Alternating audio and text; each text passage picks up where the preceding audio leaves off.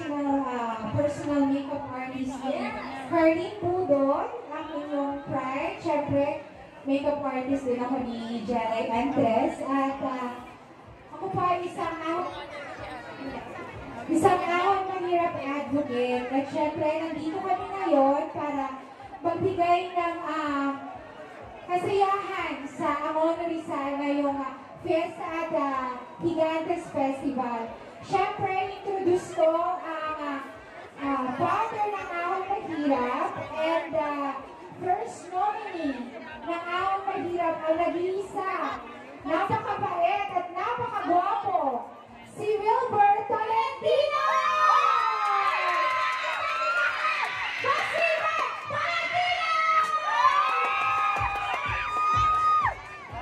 Ayan, magandang gabi po. Isang happy fiesta sa inyo at happy Gigantes Festival! Kompleto mga taga-Materos din dito. Pilipinas sa Pateras, hello! Ayan, magandang gabi po sa inyo lahat. Meron po tayong mga t-shirt. Pamigay na natin. Kaya,